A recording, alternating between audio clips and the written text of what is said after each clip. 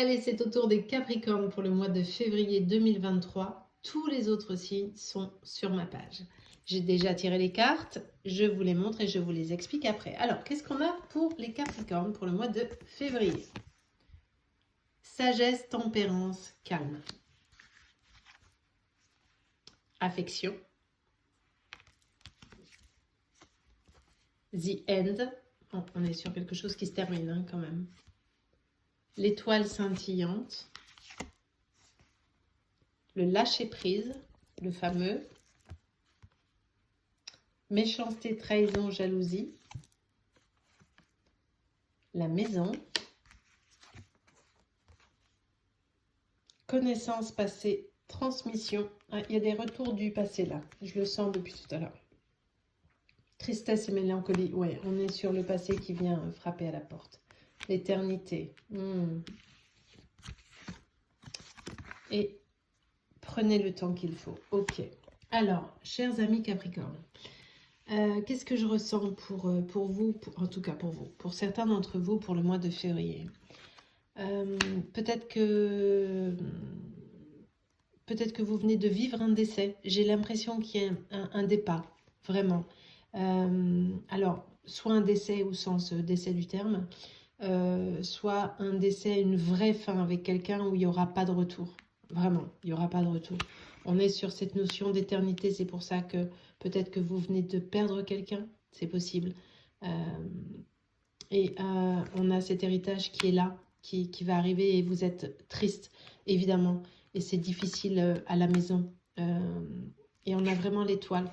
J'ai vraiment le sentiment qu'on est sur un décès. Je ne sais pas pourquoi, mais j'ai ce sentiment.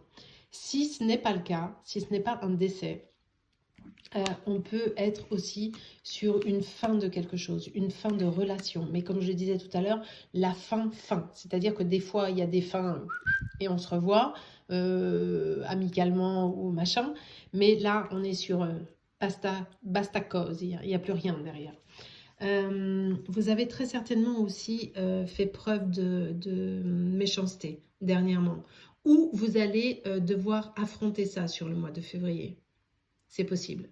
Soit vous êtes déjà dedans, soit c'est quelque chose qui arrive à vous. D'accord? Je vous la rapproche.